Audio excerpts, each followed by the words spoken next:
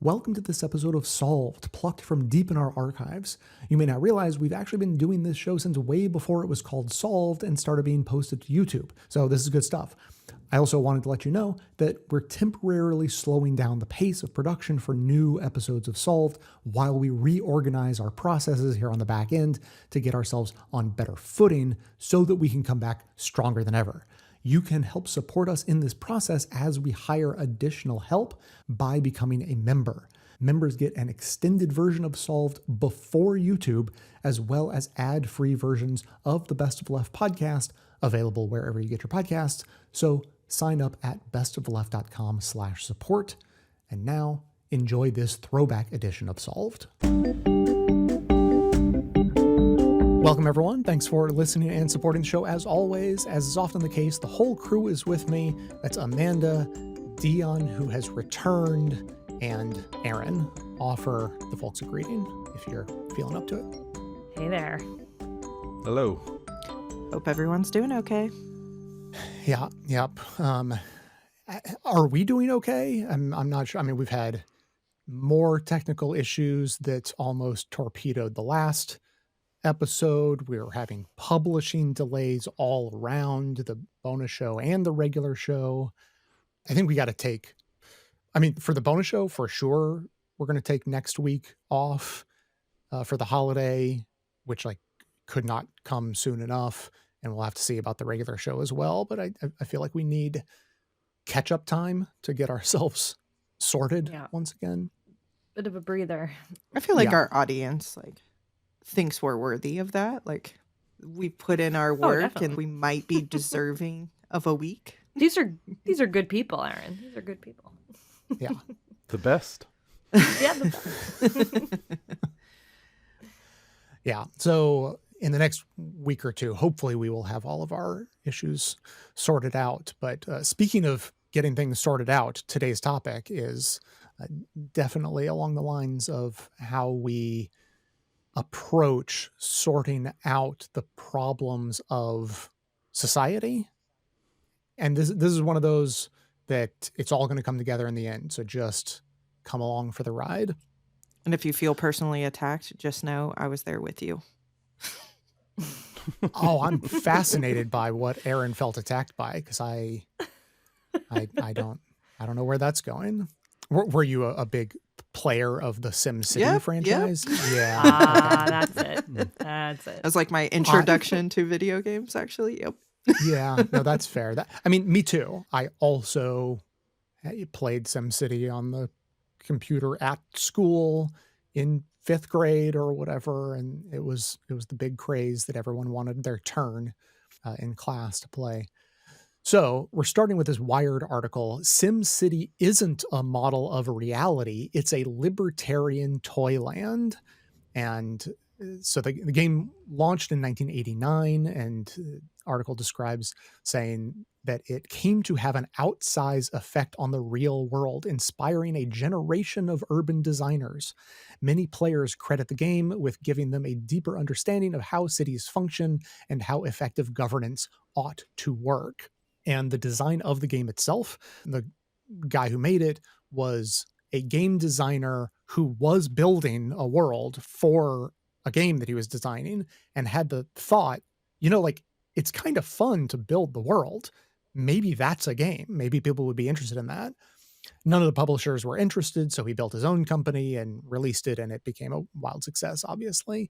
But his ideas for how to design the game, quote, was inspired by urban planning models created by an engineer named Jay Forrester. In his 1971 book, Urban Dynamics, he develops urban simulations based on hundreds of equations and parameters that he deemed essential to civic functioning.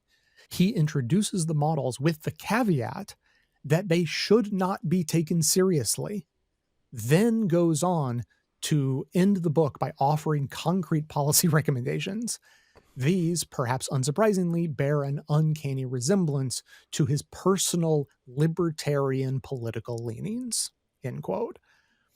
And Of course, that book ended up being influential not just for the SimCity designer, but the Nixon administration credulously followed Forrester's models with several experiments that ended up failing, except for the one that was racist. That went well. People were able to implement libertarian ideology to succeed in keeping Black people out of their neighborhood. So congratulations to them.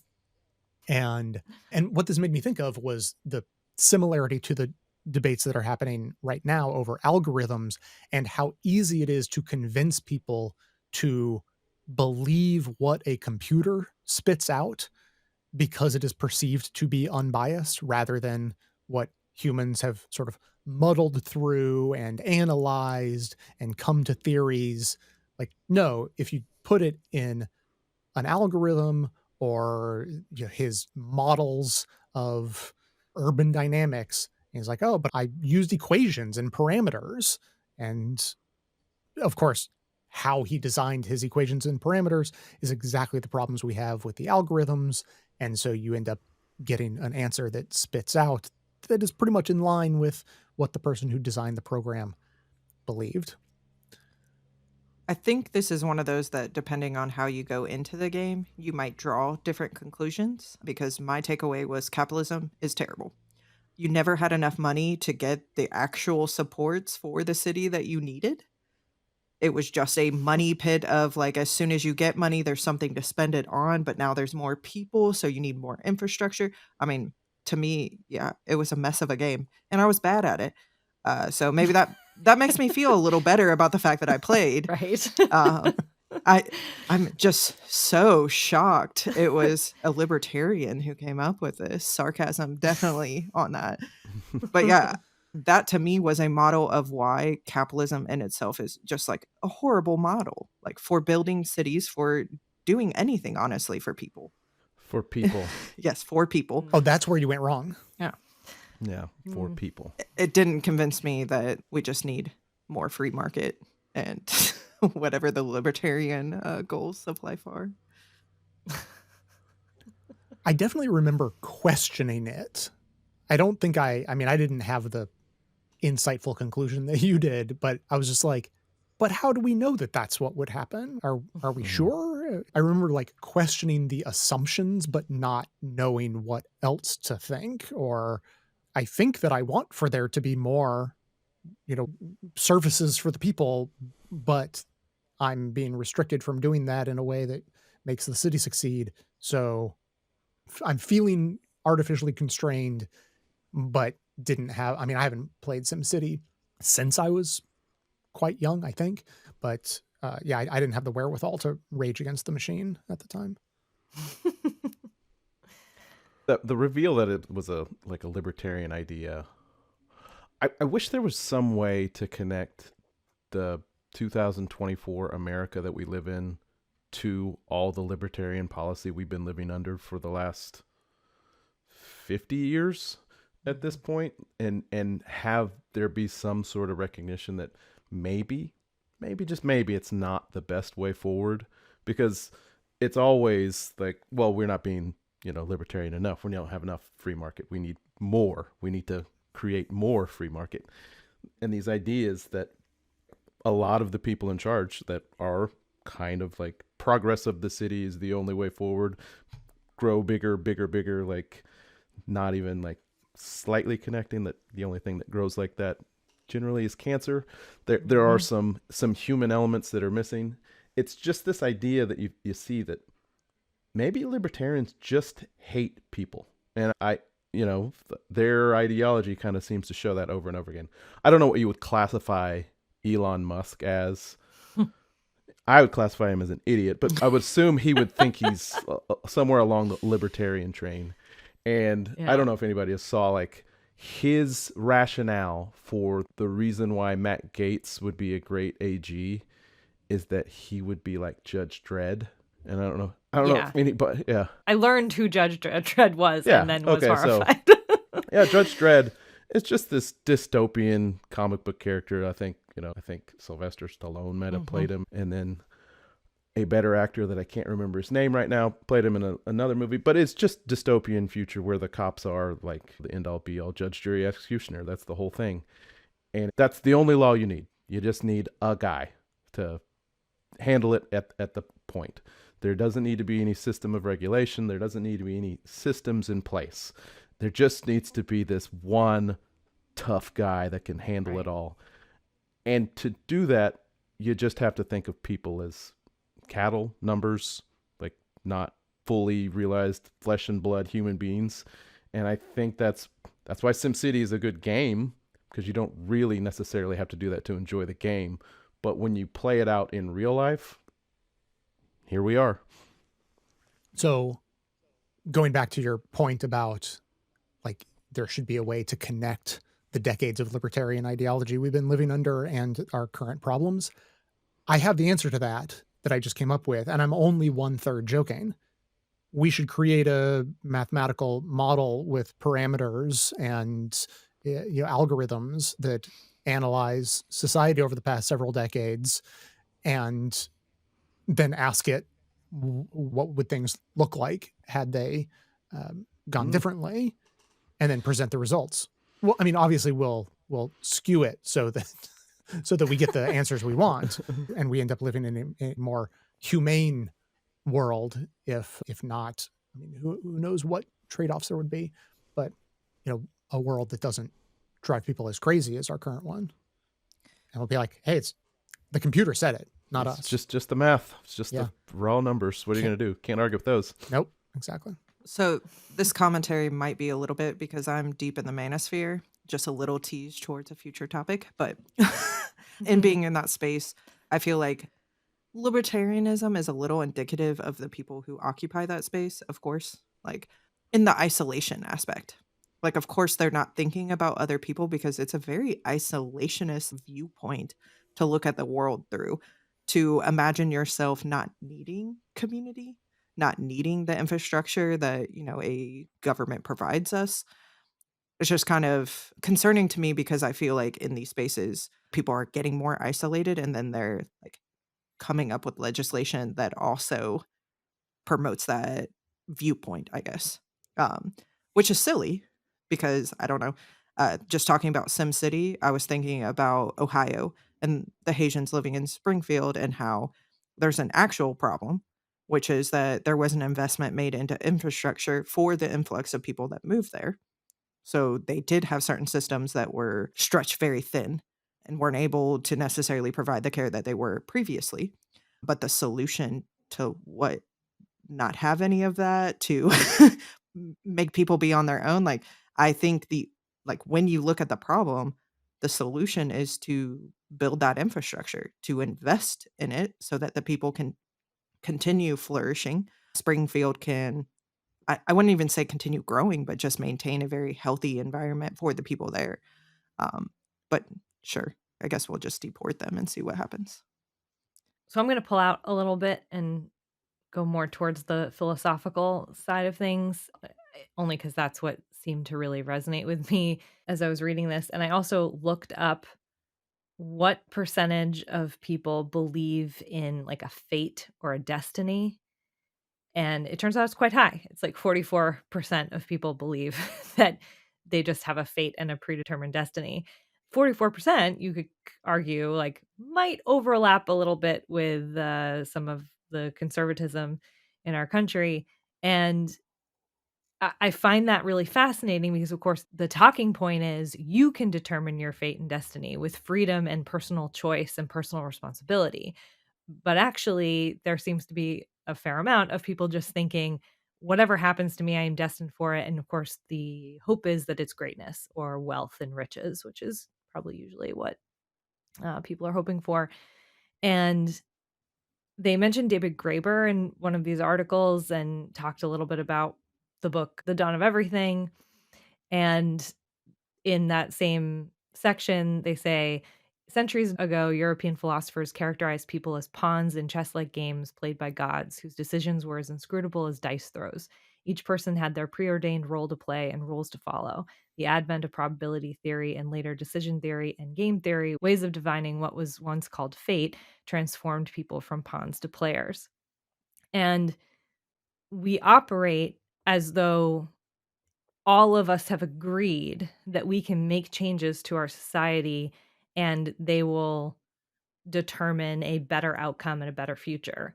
But there is a sizable portion of our population that kind of feels like we're still in ancient Greece and that the gods are dictating where things will fall and what's going to happen. And by playing games like this and how popular they are, you can see that people like that idea. Like they kind of like the idea of like someone else is in charge, someone else is controlling, whether it's God or you think we live in a simulation or whatever it might be. And it's really hard to have a society where we're making decisions about social programs or anything that would impact our communities for the better when there's a decent amount of people who think like all of that's pointless. I'm just going to end up in a great place anyway, or I'm going to end up wherever I'm going to end up anyway. And just a quick note, because I know a lot of the perspective on religion is that it's of an older generation, that eventually there's going to be less people who follow the faith, whatever. But statistics are showing that especially young men are turning more to religiosity, which kind of coincides with your point, Amanda, about this isn't necessarily a belief that is just going to become extinct, Right. at least right now.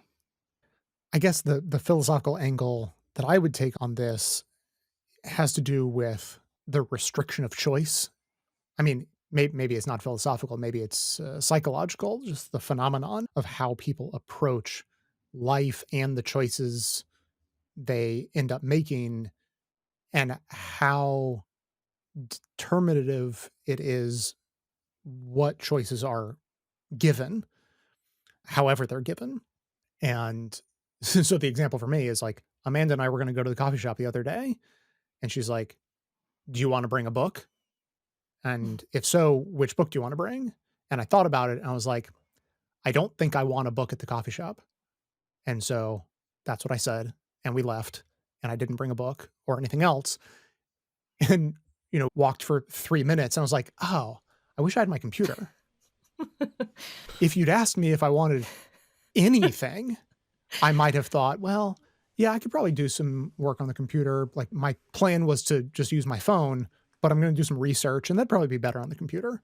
But she only asked about books. So what was I So to it's my do? fault. Yeah.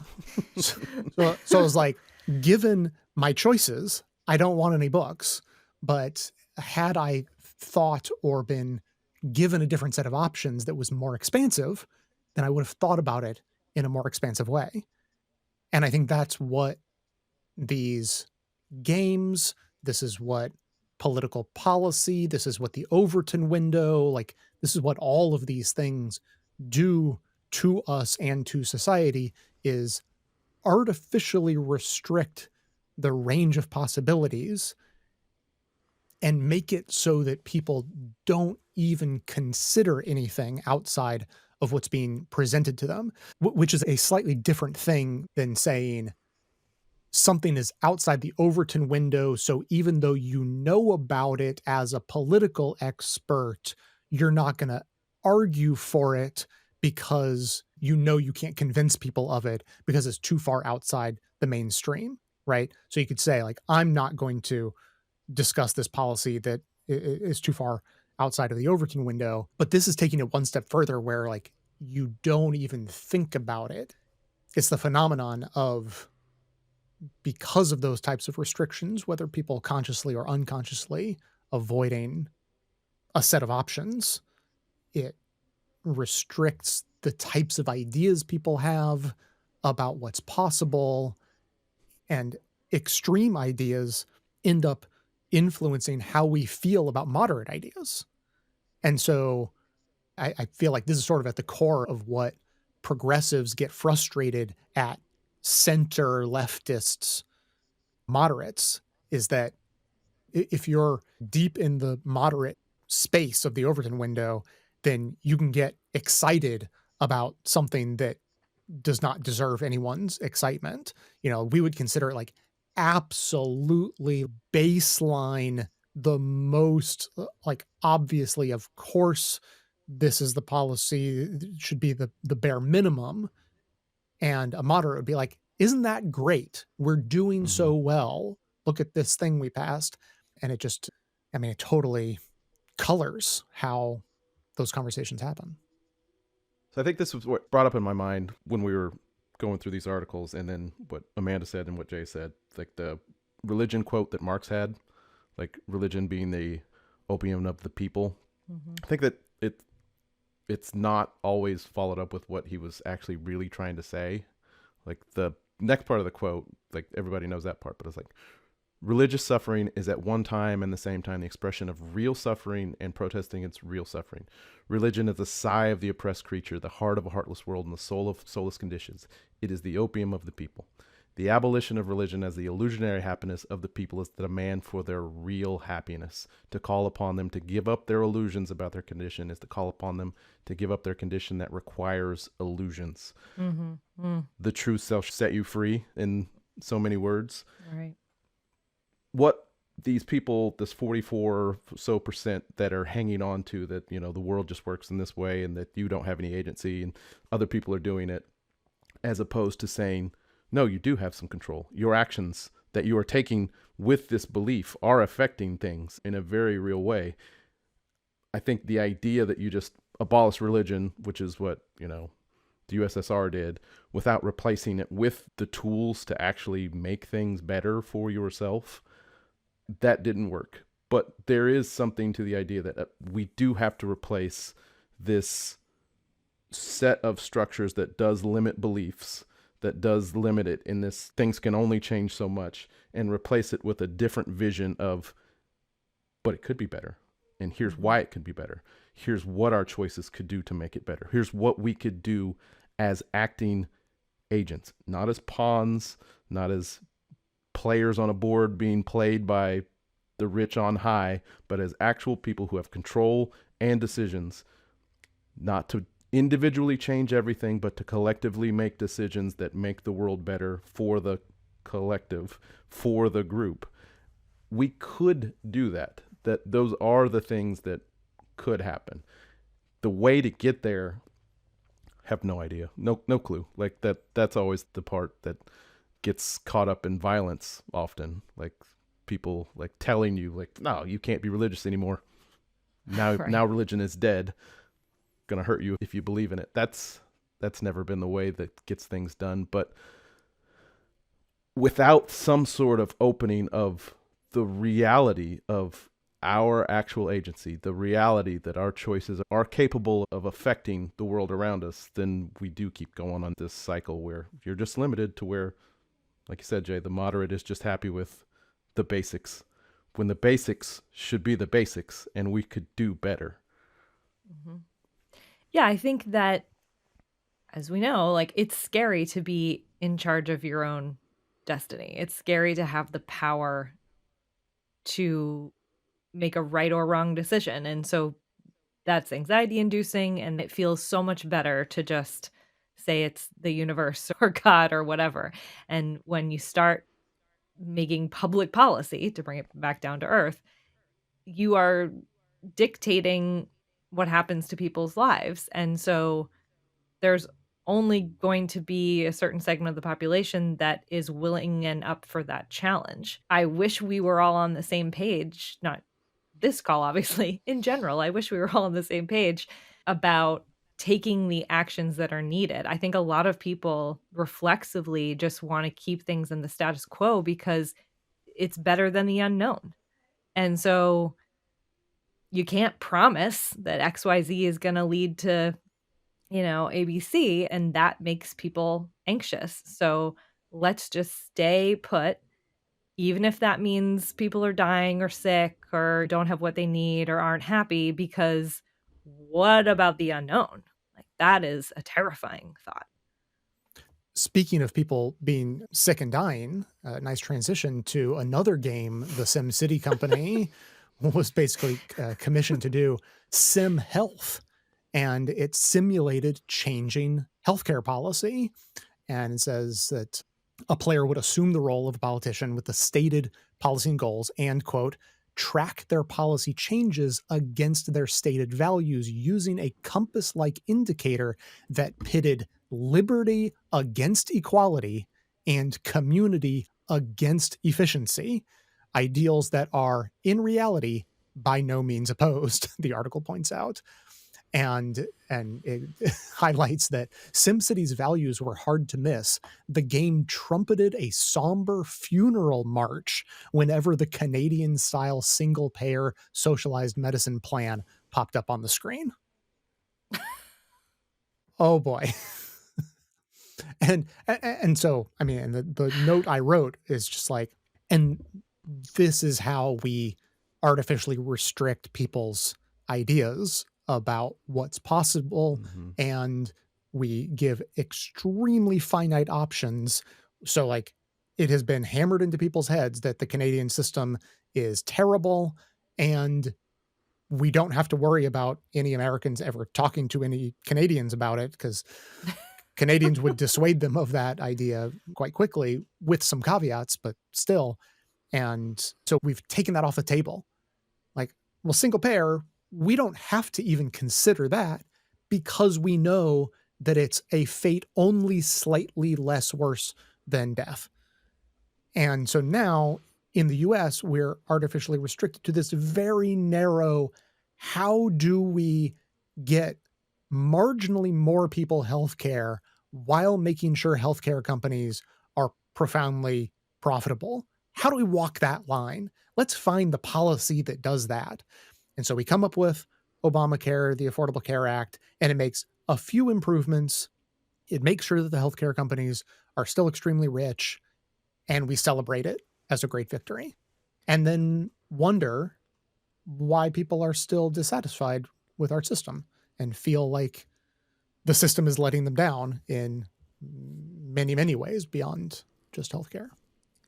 Yeah, we'll take the table scraps, apparently, and be happy with them. My favorite meme is the opossum saying, "Don't touch my garbage," as the analogy for American healthcare. Which is wild, right? Because when you look around the world at universal healthcare, like, most countries have different systems from one another. Like, there are multitude of ways to do it. And yet we have just clumped it into one group, and the answer is nope. Sorry, not here. I think I like the argument in the framing. I can't remember exactly who was talking about it, but they were talking about it in reference to Kamala and her messaging. We are the wealthiest nation. We have the brightest people. Look at all the company, the industry, like everything that we have. To say we're not capable is just ignorant. I mean, we can if we want to. We have some of the brightest people, just to put a little asterisk. No. So sorry. So sorry.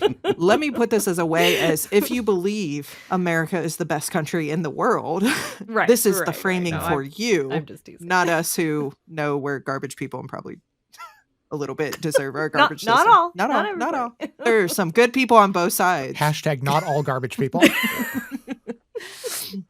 I thought it was like, it's so dark the way the game cues you that the Canadian style healthcare is. But I mean, we get that all day, every day on Fox News, AM radio. It's the game being played out. Just, like a more upfront, explicit version of that. And then it gets to the point where people just believe it. We swallow it. That's what we're doing.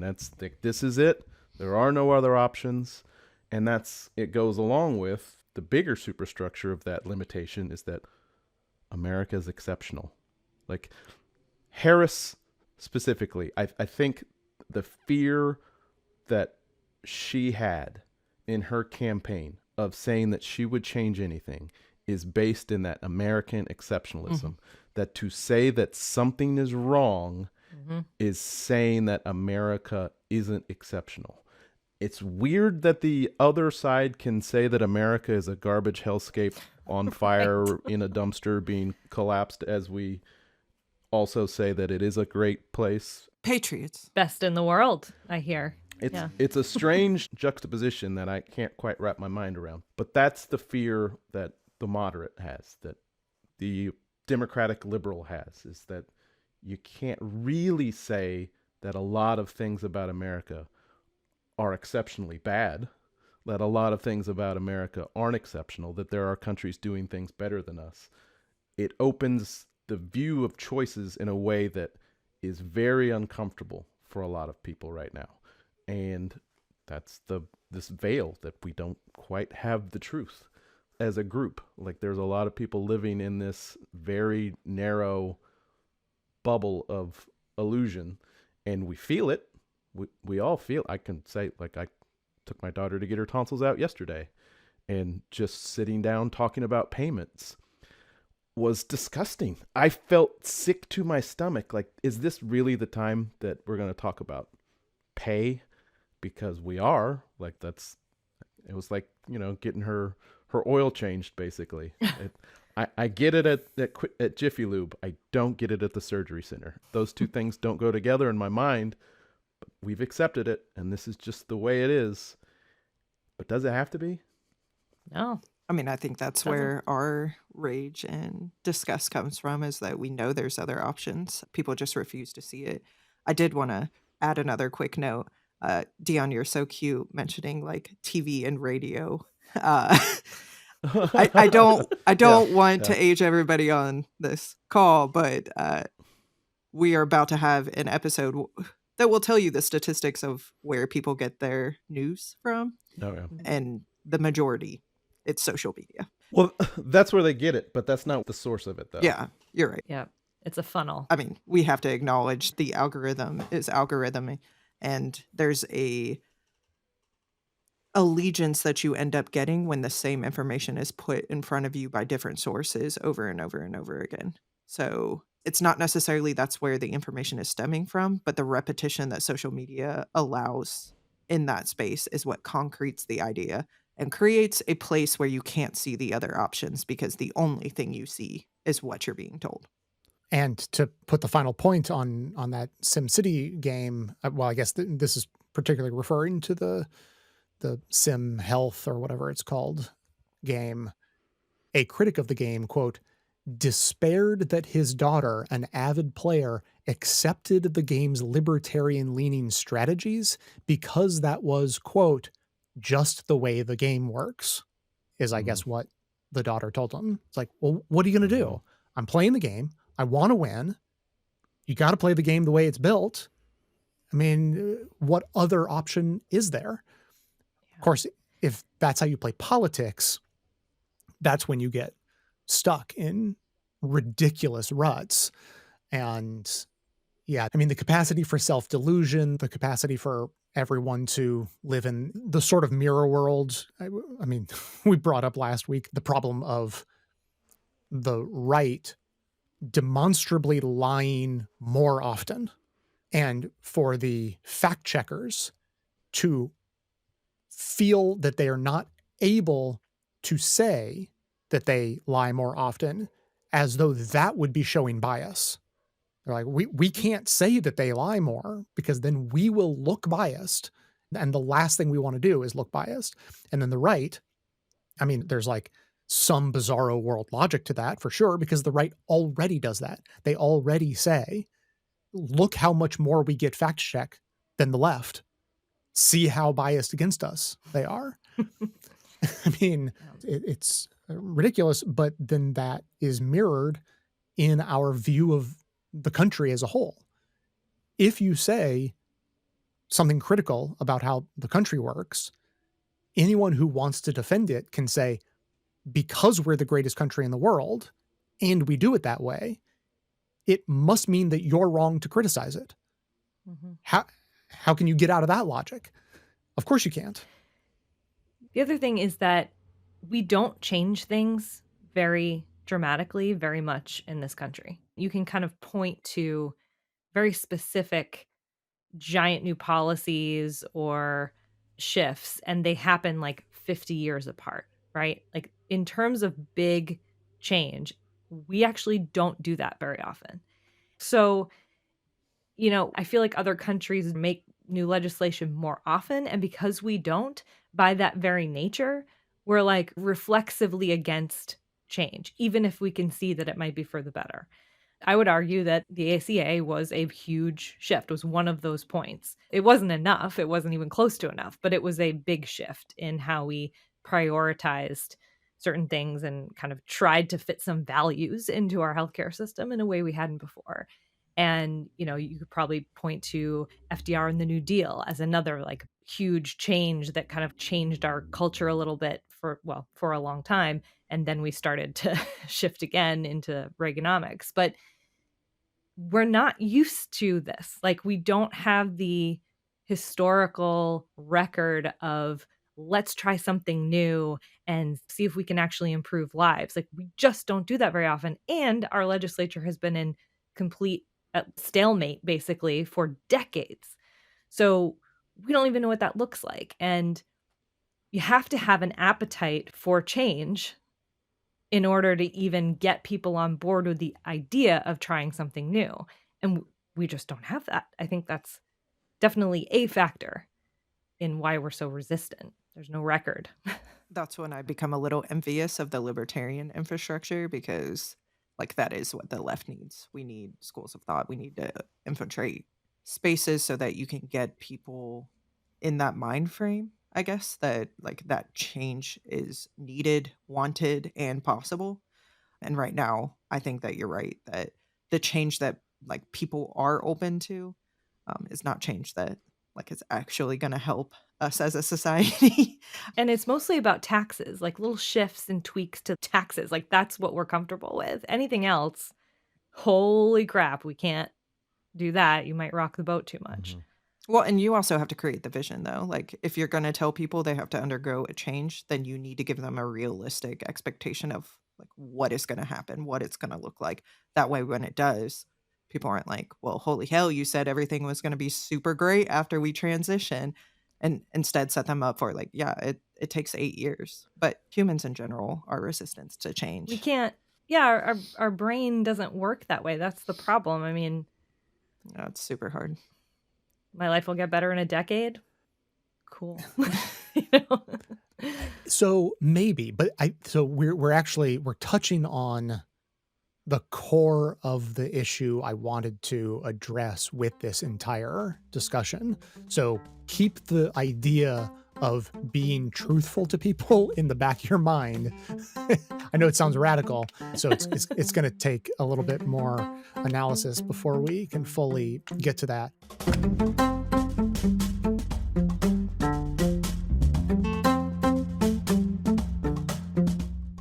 The next story is in contrast with the first about SimCity. This is from The Baffler, and the title is Build a Burr, which I feel conflicted about because Yeah, I didn't so, go for that. sort of clever, but puns, is that really where we want to go? Anyway, it's an article about a game called Frostpunk 2, and it says, quote, in a traditional city builder like the SimCity franchise or Cities Skylines 2, it is taken for granted that covering the land with commercial zones and industrial districts represents progress, that a higher gross domestic product is indistinguishable from a higher good. What makes Frostpunk 2 unique is its willingness to ask at every step of the process what this growth will cost. In short, one of the pull quotes from the article is, expansion and progress are not inherently good things. Growth and efficiency costs lives and liberties. And, so the article goes on and describes several in-game scenarios in which the player must make ethically dubious choices in order to keep the population alive, basically. I mean, definitely not thriving. You get the sense from the title that you are living in this barren, frozen world, trying to sort of eke out survival as a community in a post-apocalyptic environment. And it challenges the nature of the uncritical sim builders by highlighting that there are natural limits and sometimes there are no good choices. And so it gives a sense like, okay, so if SimCity inspired a generation of urban designers and turned them all into libertarian, growth is good and there are no limits sort of people, what might a game that demonstrates the limits sort of starkly, how might that inspire people to think differently about policy, limits, trade-offs, and then how to manage a society like that, right? So arguably, the global society that we are living in right now has not quite hit its natural limits yet. There are places where natural limits have been hit, and there are certainly historical examples of communities who sort of their population outgrows the capacity of the land to sustain them, and they hit their natural limit and decline. But right now, a lot of people can go along with the SimCity delusion of limitless growth. The challenge for society and climate activists and everyone trying to recognize those limits before we hit them is, how do we convince people of how to live in the sort of donut economics philosophy of, there's a whole book on that and we did episodes about it, but there are places, imagine in a donut, the center in which you do not want to fall. You do not want for society and the economy to fall below that point, but there's an outer limit as well, and you do not want to exceed that. So I think that is what this game is getting at, and opens up a different set of questions and ideally a different set of parameters by which we define the outer limits of what's possible and what policies we should be considering.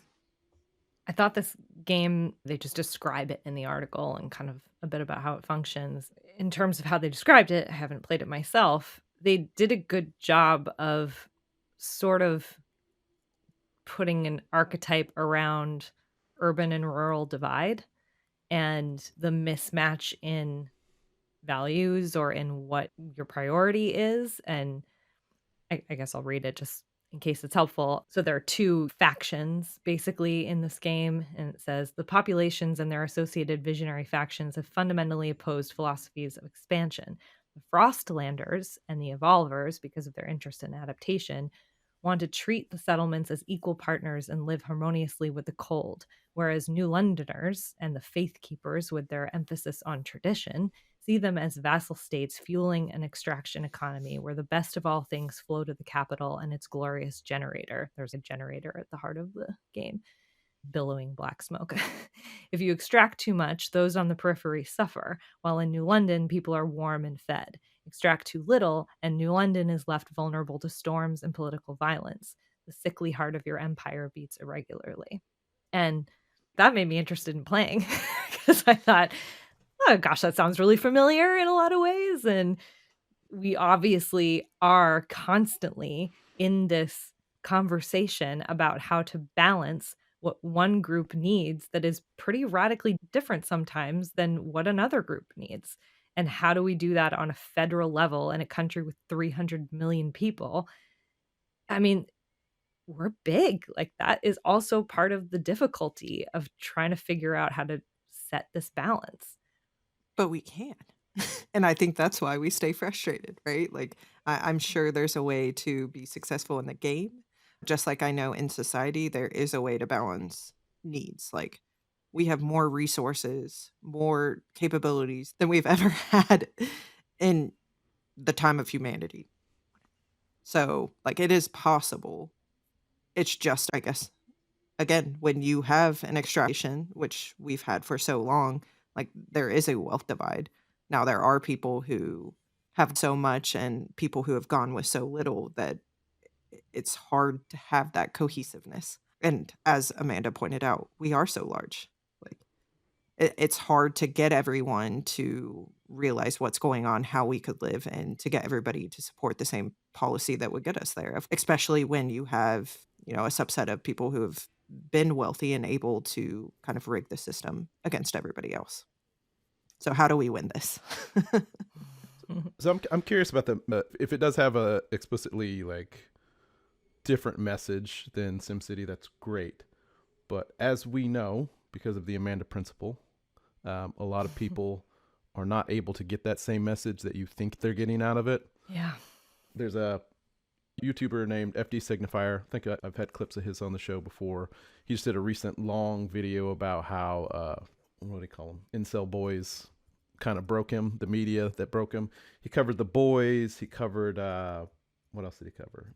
Like Helldivers, the video game, just the media that we consume and we get a different message out of that they get. And his conclusion Oh, the Joker movie, the second Joker. His conclusion is that maybe we aren't getting it either. Maybe no one is getting it. Maybe these stories in themselves, maybe these games in themselves are broken because we're coming from it from a way that we're telling it from this perspective. And instead, we just need to make more explicit but better utopian stories instead of this like shades of gray and like if you do this is bad. Like maybe just create utopias and then we can strive toward it. Because like I brought up with Elon Musk earlier, he saw Judge Dredd and thought that's fucking cool, as opposed to that's awful. And this game, I think there's something in it where it could lead to, I mean, fuck those hinterlanders. Like, we got to make London grow. So we're going to get up and maybe end up with the absolute worst lesson that, hey, maybe genocide is what we need to do. Like, that's what I got out of that game. Like, that it will make genocide seem like a viable option so that London succeeds. And if that's the case, maybe that's just the storytelling aspect is completely broken, because there will be people who get that message out of it. I guarantee it. So, I'm glad you are always here to bring up the darker angles than I'm usually attracted to, because there's a quote in here that I did not pull. I just had to go find it now, because I was thinking of it from the, like, isn't it complicated and nuanced how to manage all of these differing factors? But then it says a steward, that's you, the player, the steward of the city, can keep one hand on the wheel, but it's only through jackbooted authoritarianism, its own technology tree and category of law within the game, that your command is guaranteed. And the point is that the game is complicated enough and the dynamics of the society are complicated enough that your citizens can outvote you at times. And so if you don't want them to outvote you, you have to adopt jackbooted authoritarianism. And of course, some people would play the game and be like, well, yeah, see, that's what you got to do sometime. Which, of course, like, it didn't even occur to me.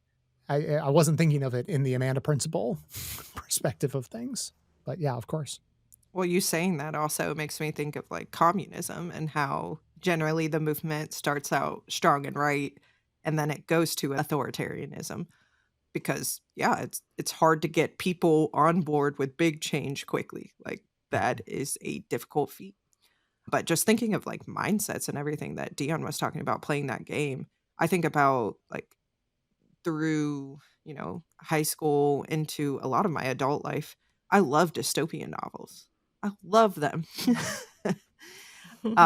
They're very popular. You're not alone. Yeah, no, and I know they're popular, and I know that I'm definitely not alone in that. But like thinking about psyche and how that's affected me is like, I do think that I operate in a space of fear. Now, I haven't gone towards, the Trump is daddy fear group that are just so scared they're looking towards a very weak man to protect them.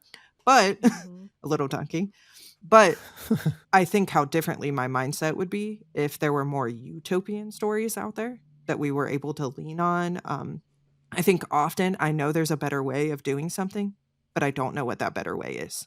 And I think on this show, we've talked about the need for, even in fiction, to write those ideas so that people have that vision. Because in America, I think we're lacking it. Or, it's at least very scattered and unfocused. But I think we've forgotten to like dream of the utopian place that we can exist in. Instead, we're like, oh no, this is as good as it gets. So shut up and take your piece of the pie.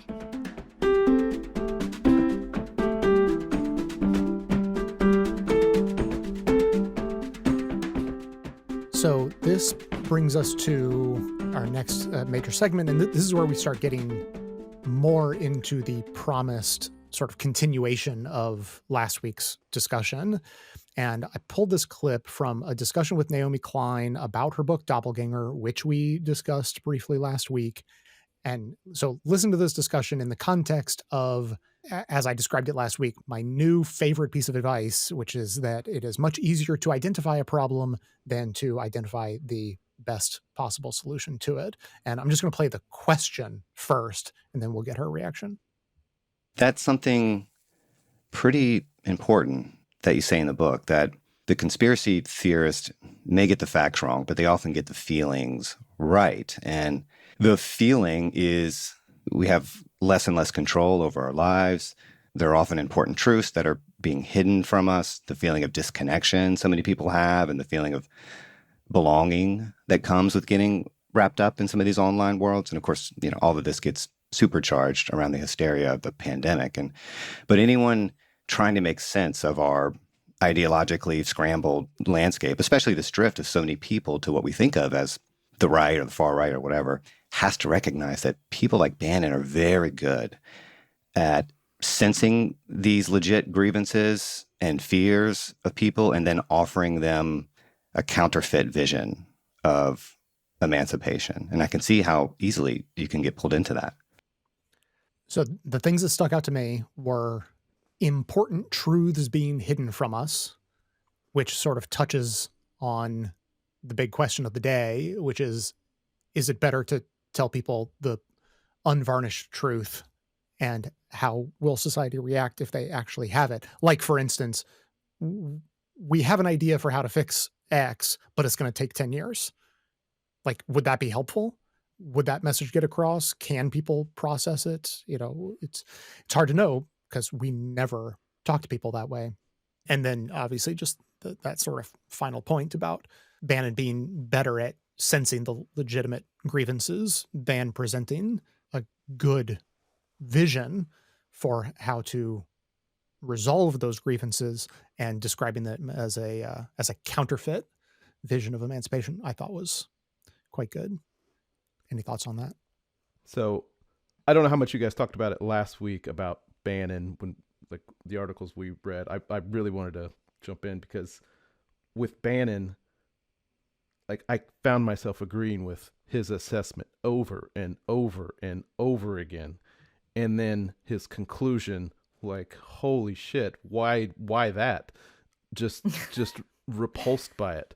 But if you are in that kind of same mindset, like he assessed the problem correctly, like, well, maybe his solution's good. Maybe, like if he's got it figured out in exactly the same way I feel, because like I feel very similar to him. I do feel like the way things are set up is like there is this set of self-identified elites that are not content to tell us how the machine works, and that's not good. Like there's so many things that are opaque about the way our government functions that it's not great. Naomi's book is phenomenal. Like I cannot recommend it more. If you haven't read it, please immediately go read it. It's great. Like I want to fangirl over Naomi Klein for a little bit. Like she's really tapped into something that I think we're all feeling on a way that hasn't really been expressed the way she's expressed it. Right. So before she answers and gives a great answer, because of course she is, like, I just want to say that. But like this idea that Bannon does know how a lot of us are feeling. He really does. And he's gonna leverage it for his really gross own way of putting himself in the elite position way possible. And it's appealing to some people. It definitely is. So if we don't have a counter to that, to actual truth to that, that's going to win out. And obviously, like, I mean, that's what we're watching right now. Mm-hmm. That's exactly why I think libertarians are literally messaging away from being great leftists. Just because once you like get into the philosophy and you're listening to Bannon, who like does tap into those parts of us, right? Like the thing separating us is the solutions. And I think part of why their solutions are so terrible is because when you actually dig into libertarian, surprise, it's funded by a bunch of wealthy people. Like that is the infrastructure. But the people who believe it, they're not those wealthy individuals. They are people who could easily come over to the progressive side if we're able to get out messaging, if we're able to show them the actual solutions that are going to help people. But I definitely agree that Bannon has tapped into something that is very real. It's just you have to give people the better solutions, because right now the solutions are apparent. I don't even know. Dissolve our society. What's the theory? Accelerationism, is it? Yeah. Accelerationist. Yeah. So like that's not what we need. There are fixes. We just have to do a better job getting the messaging. So now let's hear her answer. I feel like this is basically what happens when we limit our own view based on what's being argued by the opposition. I think that's exactly right. And then we dig ourselves in deeper when once an issue gets kind of co-opted, warped, and twisted in that world, which I call the mirror world, then the response among liberals and leftists is to mock. Like the more conspiratorial they are, the more credulous we become. All kinds of issues become untouchable. So if they're mad about school closures, then we don't see a single issue to talk about, when it comes to school closures. Or if they're talking about the lab leak theory, well, then that's crazy person talk. We won't even mention it. So when they get the feelings right, and then there's a counter reaction, whatever they're tapping into becomes kind of unsayable. It's an absolute gift to the Bannons of the world. So I'll give you an example that really kind of turned the light on for me, which is that the issue that was her right-wing star turn, where she was suddenly invited on Tucker Carlson regularly and other Fox shows, and where Steve Bannon, I think, discovered her as a voice, was when she started talking about how vaccine verification apps were actually surveillance tools that were going to bring Chinese Communist Party social credit systems to the West. I think at one point she said they can cancel your life, like if they find out something wrong about you, beyond just not getting vaccinated. Basically, she was saying they're going to extend it from vaccination to absolutely everything like they do in China. And if you don't toe the line, then your kids won't be able to get into the schools. They'll be able to eavesdrop on your conversations in restaurants. They'll know everybody who you've met with. And the response on liberal Twitter to all of this overblown rhetoric about what vaccine verification apps could do when it came to surveillance was this pithy little joke, which was, wait till they hear about cell phones. And I remember the first time I saw that and I thought, that's funny. I probably retweeted it, And then I just thought, what am I doing? Like, am I saying that the joke is these people think a vaccine verification app is tracking them everywhere they go and is able to somehow like eavesdrop on them? We smart liberals know your cell phone can do that, and we think it's funny, right? But it's not actually funny, and a lot of people are really concerned about it, and they should be. And so what you see is that when an issue gets kind of trivialized or abandoned in mainstream circles or even in left circles, then it's ripe for the picking for somebody like Bannon to twist it. And so, I think the way to respond to that is not say, wait till they hear about cell phones. It's like, what are we actually going to do about this? And in fact, didn't we think that the Biden administration was going to do more to protect our data and our privacy online? There are ways that we can offer substantive responses to the feelings that they're getting right. So I think I'm still wrapping my mind around all of these things because I have, I came of age in a hyperpolarized environment, not quite as hyperpolarized as now, but like under the George W. Bush administration.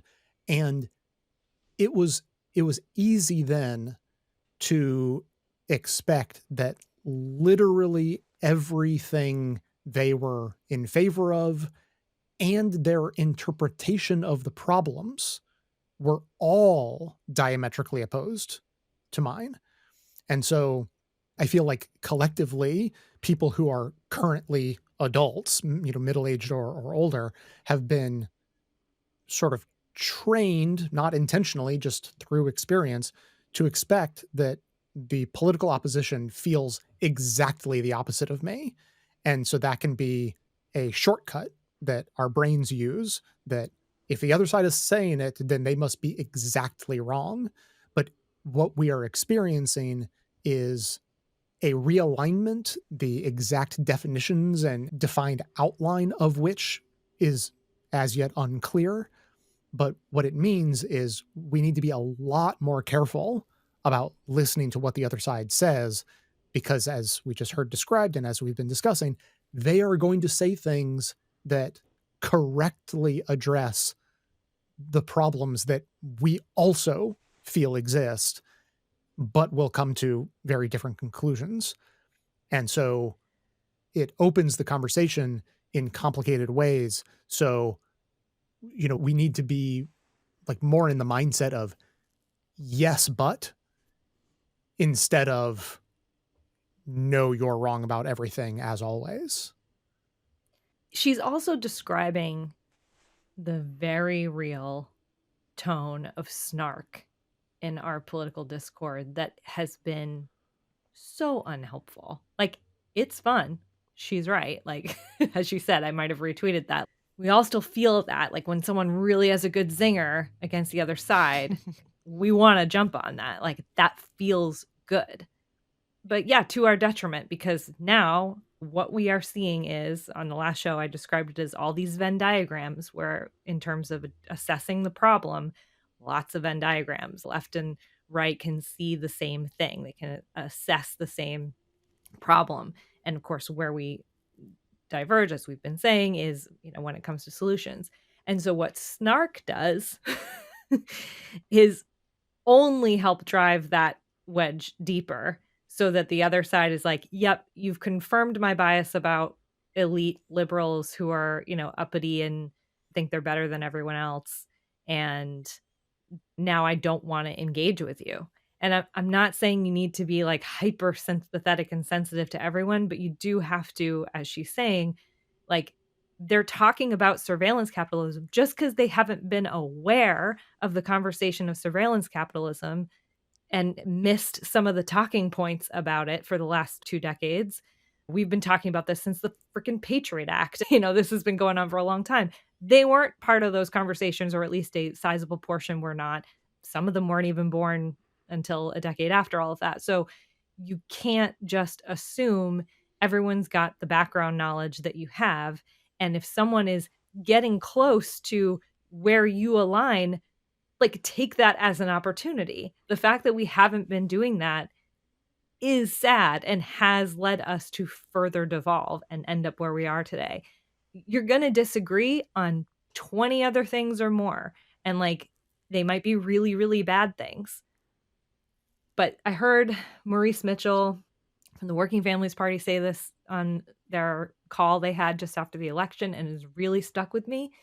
He was like, if you are unable to build connection with somebody who does not agree with you on a pretty sizable chunk of issues, and be in the same room as them and connect with them towards a common cause, then you don't have the stomach for what's coming next.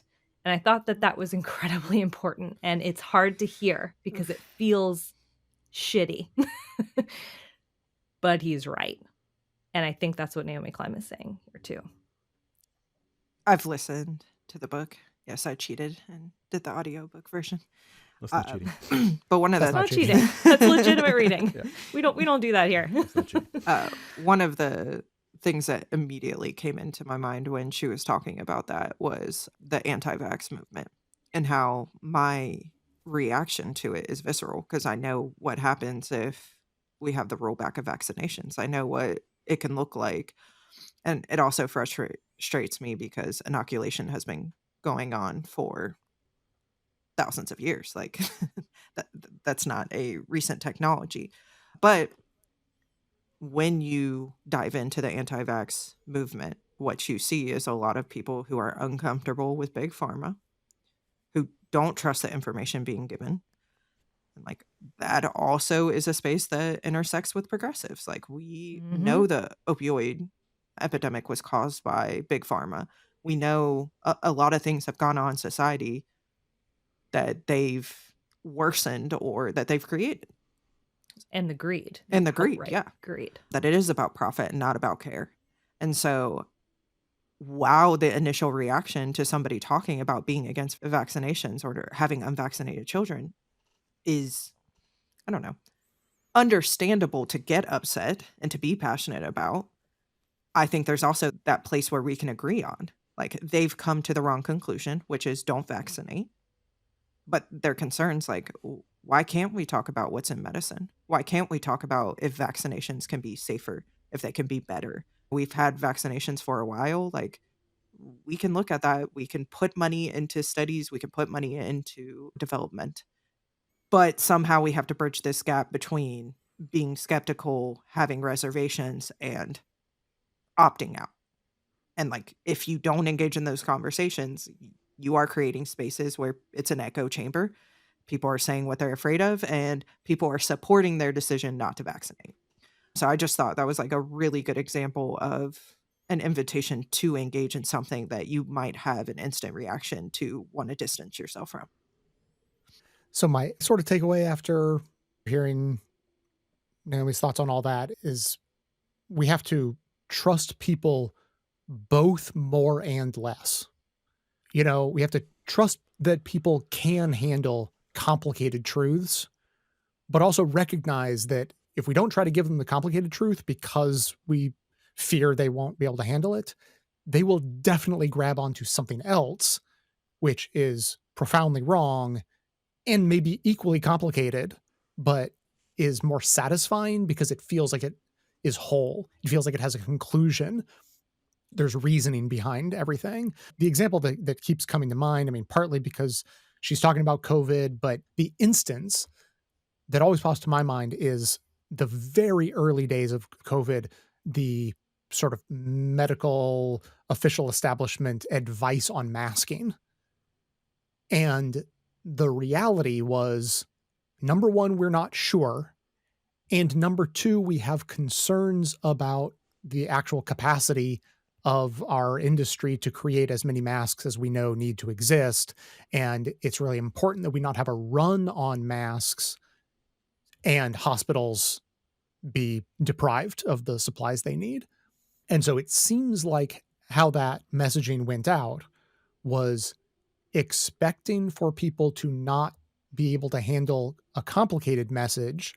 So they oversimplified it and potentially fudged what they thought was probably the actual best recommendation because they didn't want for people to go and buy up all the masks that the hospitals needed. And what benefit may have come from that in the short term, in terms of supply for hospitals, was felt in the negative for all of the years beyond when people would point to those mask recommendations as, well, they obviously didn't know what they were talking about. They kept changing what they were saying. They're full of shit. They're trying to manipulate us. And then that like opens the door so wide to the type of conspiracies that we saw flourish. It then makes you question, only with the benefit of hindsight, because like when I saw those initial mask recommendations and then saw them change and then heard the reporting on why they were changing and what was kind of happening on the back end, I thought, well, that's understandable. Like I get it. I don't want there to be a run on masks either. And I thought to myself, I was like, well, if they'd told me the full story, I wouldn't have gone and bought the masks that the doctors need, but I bet other people would have. Mm-hmm. And that's what we tend to think. We think so much more highly of ourselves than of other people that we think I could handle the truth. I could handle it well. I would do what was right, but other people wouldn't. And it may be that we actually have to trust people more to handle complicated truths, knowing that if we don't give them that opportunity, they will latch onto something that is very likely to turn out to be much worse. And this is like COVID is like this inflection point, right? For all of this. Mm-hmm. Yeah. But I think root causes go, I mean, they probably go back, who knows, to humanity, whatever. But like in America, the idea that America is great. It's full stop. It's good. Russia, bad. Like the Cold War thinking of it all. America, good. Russia, bad. I remember the first time I read. Not anymore. Yeah, well, that plays into this. Like I remember the first time I read the Communist Manifesto, and I don't know what I was expecting when I read it, but I think I was expecting something more because it's not much of anything now. Like like you can find way more radical things online this second than you can the Communist Man. It's just a really kind of anodyne assessment of capitalism. and why it was turned into this little like demonized book that will melt children's brains and turn them into the reds. Like, well, when you see that, it's like, well, okay, then you can spiral off into like, okay, so what else are we being lied about? And this idea, like the COVID mask thing that Jay just talked about, like, okay, well, they lied, so clearly there's like this deeper, darker secret, and lizards or whatever, like, could be your takeaway, or it could just be incompetence, a lack of trust of people's basic comprehension skills, which, by the way, probably should not be trusted because we as Americans lack a lot of critical thinking skills, and that's our education system. It does not need Linda McMahon to fix it, but that's what we're going to get. But it is built on a baseline of creating workers and compliance as opposed to creating critical thinkers and people out there making their own choices. If we could switch at some point in the future, who knows when, to a more critical thinking based in education system, maybe we could have these more honest conversations and bring more people into the fold, as opposed to this small group of people thinking they know all the answers when they don't. No one does. No matter your education status, no matter your wealth, you cannot think out a problem as well as a billion people could think out that problem. When we bring more people into the fold, things get better. They get messier, they're more complicated. There's going to be a need for, like what Amanda was saying, conflict resolution skills, because as we on the left have seen, we are constantly tearing each other apart, let alone like the people that we think of as our ideological opponents. We are constantly infighting. Like, there's this going around, and who knows how many people it is and who knows who did it, but like this idea of people ostensibly on the left or Democratic voters being glad about a future Muslim ban to punish people in Dearborn who voted for Trump. Oh my God. I had not heard that. Yeah, without thinking for a second. Like, if you say that out loud, are you better than the people that they're upset about in the first place? Are you not just proving exactly what they thought about you in the first place? But leave that aside. We've got this just callous indifference to the suffering of people that we think are our opponents. Like that comes out like this snark turned hate. Snark can be hate very quickly. Yeah. And if you feel that about people that could ostensibly be your allies, then there's no hope for you to ever bridge the divide and talk to Trump supporters. Like, I am feeling that right now all the time. Like this push and pull between, like, there are people in my life that voted for Trump that they'll probably never talk to again. But then there are people in my life that voted for Trump that they're gettable. They're still there. Yeah. They're confused. They're ignorant, legitimately ignorant, not in that hateful kind of like, I want to punish immigrants kind of way, but in that I think the economy is going to get better kind of way. We have to start figuring out ways to bring people in as opposed to being right, because you're not right either. Like, you don't know all the answers either. I don't know all the answers either. We got to get past that. As a group, we could know answers better. There is no individual savior. There is no individual who has all the answers. Steve Bannon, he's not your fucking friend, but neither is Kamala Harris or Joe Biden or, I don't know, Karl Marx. None of them are just friends. Like, they're just people with ideas. And we need to like have this genuine, like this marketplace of ideas bullshit that people talk about. If we could do it in a more informed way, maybe that could lead us on a better path. But right now we're in this mistrust and distrust and veils of ignorance that we're all suffering through. And again, the truth shall set you free. It's hard to say right now because I'm pretty worked up, but that's, I mean, it's a cliche because it's real. Like, the more we know, the more honest we can be, the better the outcomes could be.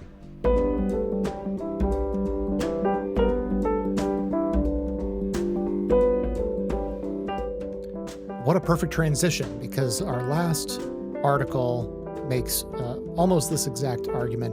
This is from Counterpunch, which I want to point out. I scan through many of their articles. I don't read them all, but I would argue that they straddle the far left and the dumb left. That is what Counterpunch is. And so there's plenty in there that is not to be agreed with as per my assessment. But this article almost in and of itself straddles that line a little, but I think comes down more in the acceptable area of thought. But the title is Be Like Claude Cockburn, Tell Truths to the Masses. And it just describes a review of a biography of this guy, Claude Cockburn, who's a journalist. And it says that he disbelieved strongly the axiom about telling truth to power because, quote, the rulers of the earth didn't give a shit about the truth. Claude believed that it was, quote, much more effective to tell the truth to the powerless so they had a fighting chance in any struggle against the big battalions. And so far, I'm completely on board with that. But continuing, it says, Claude Cockburn had two core beliefs. One was to be skeptical and even cynical when it came to the authorities, whether in the British government or the British Communist Party.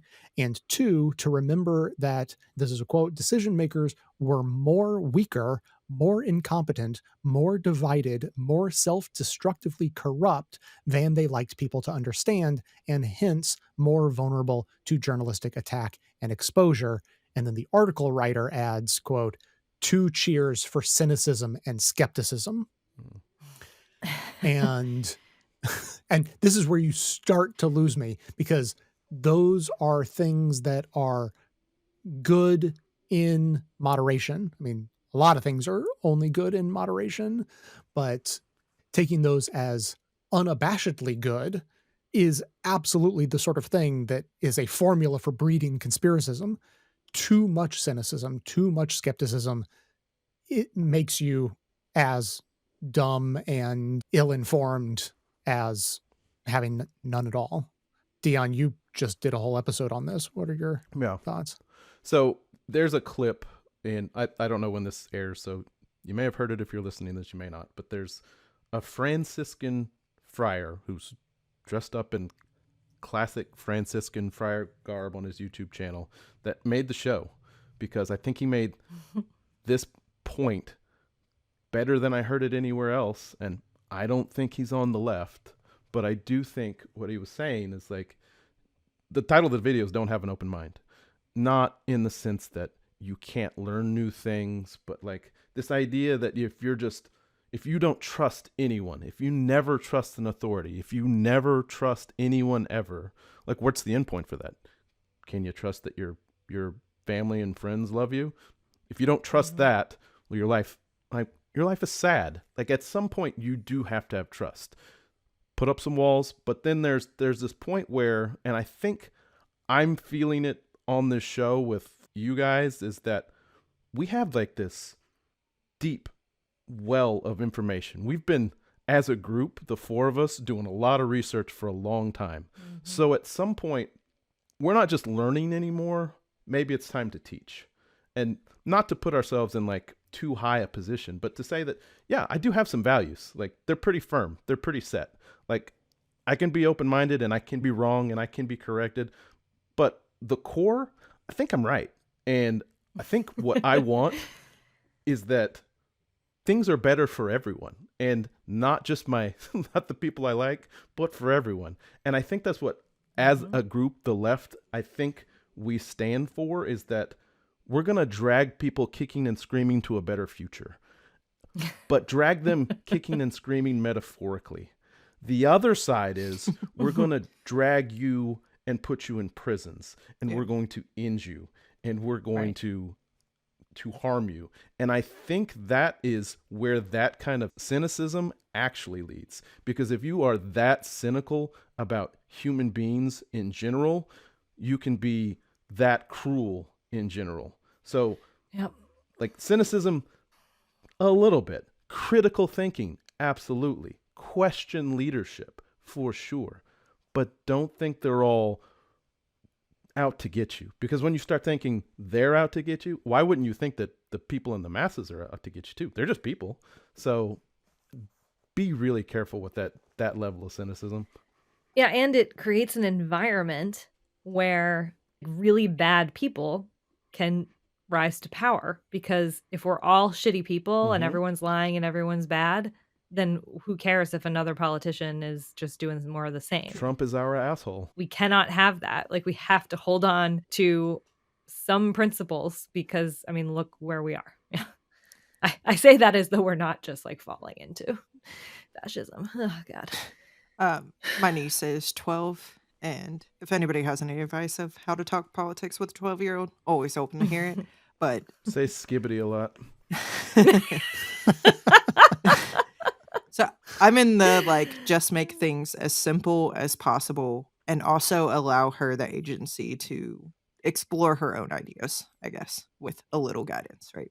So I very much simplified it in the, if you find yourself not on the side of the people, you're on the wrong side. And like, to me, that is the core of being a leftist, is like, I'm not always going to be right in solutions. Like, there might be another layer to the problem that we can identify. But as far as the core, absolutely what Deon said. Like, I'm on the side of people. And honestly, life, if we're like taking it all the way there, right? It's not just people, it's life. I'm on the side of life and preserving it and honestly optimizing it. Like, I don't just want people to live, I want them to live the best they can. And we can do a lot more to assist that.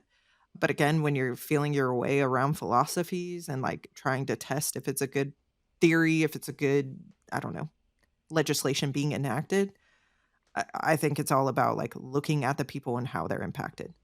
Is it helping them? Is it making their life better?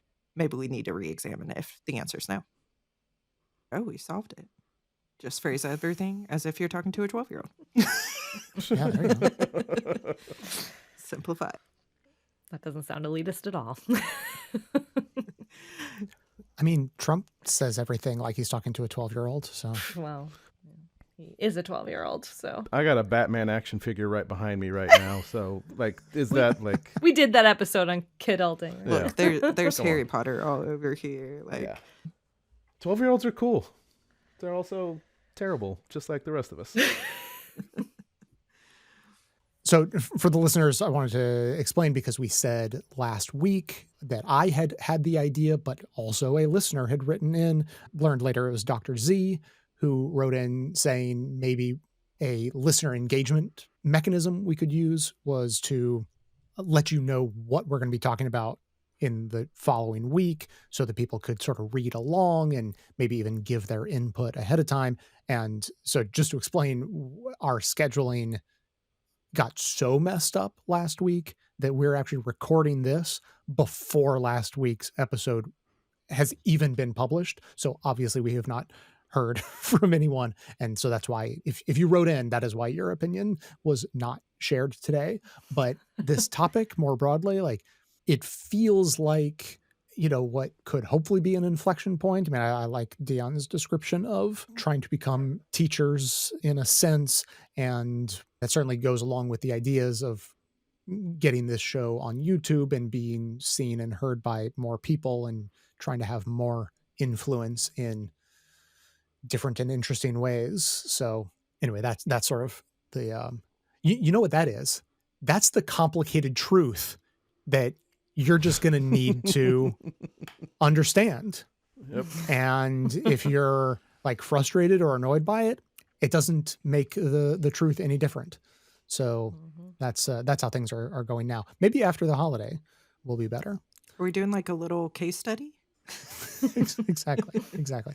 I guess I say all that to say, like, I think that elements of this conversation are ones that are going to need to be carried forward for a long time. And we will come back to these core themes over and over again. So no matter when you are hearing this, do not shy away from sharing your thoughts about it, because we will be happy to come back to this over and over again. Otherwise, did we solve it for today? Talk to people like they're 12 years old? Yep. And build a fun video game A better video game. for utopias. Yeah. Yeah. Build better. Build back better? No, oh wait, I had heard that somewhere before. Yeah. That's the saddest thing I've heard in a while. Oh. That's too much of a downer. That's a bad one. This is how I cope. Sorry. Back to the speaking like a 12-year-old. Yes. Check. Yeah. Speak like a 12-year-old and tell better stories that open the range of possibilities and be honest about it. All right, I'm done with that. If you have any thoughts on, these ideas or any others, let us know. You can send a text or voicemail to 202-999-3991 or an email to j@bestofleft.com. Thanks for listening. Go home, actively engage, and build power.